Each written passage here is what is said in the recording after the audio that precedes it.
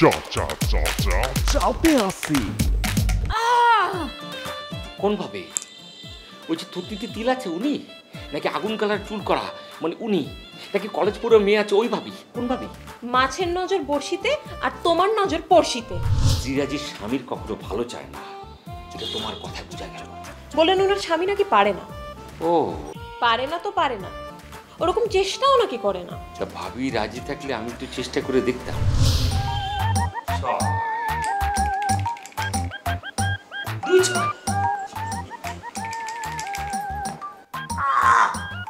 মানে শূন্য।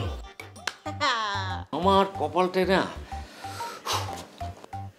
আই শোনো না, আজকে না ওই যে নিচতলা ফ্ল্যাটের ভাবি এসেছিলেন। কোন ভাবে?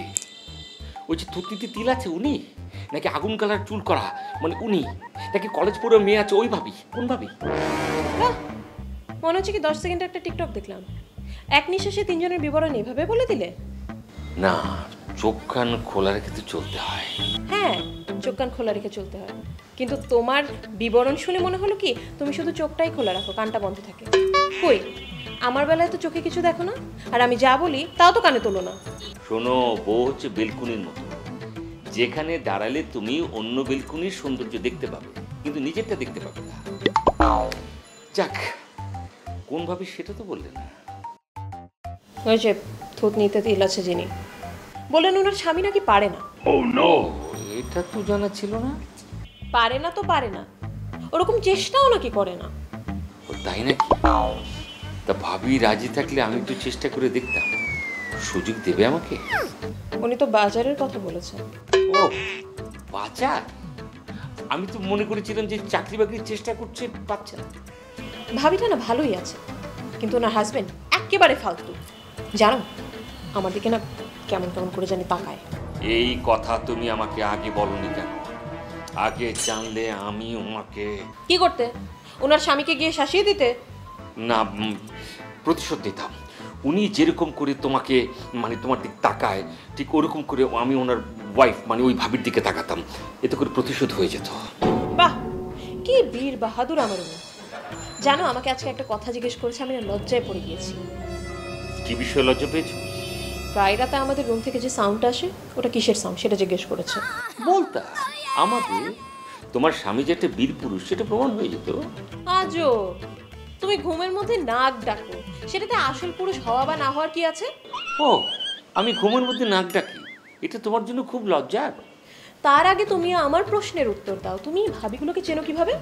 আরে বাবা, অফিসে যাওয়ার সময় তিলওয়ালা ভাবির সঙ্গে দেখা হয়ে যায়, আবার ফিরে আসার সময় ওই যে চুল কালার করা ভাবির সঙ্গে দেখা হয়ে যায়, উইকেন্ডে দেখা হয়ে যায়, আবার কোইন্সিডেন্টলি ওই যে কলেজ পুরো আমি ওই ভাবির সঙ্গে, সবই কোইন্সিডেন্টলি।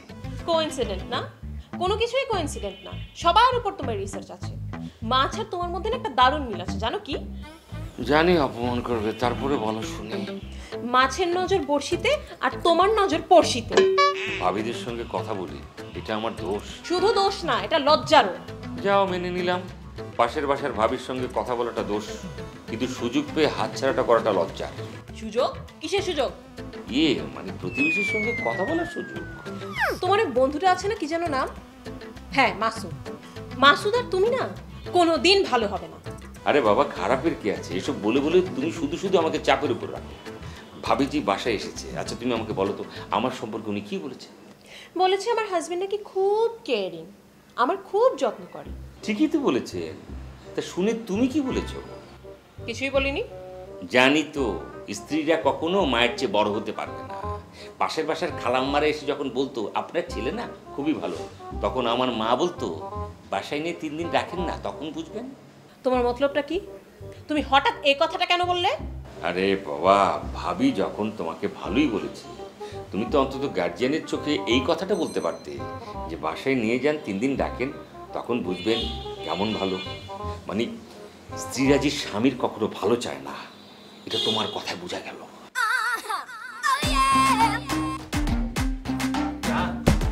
চাপে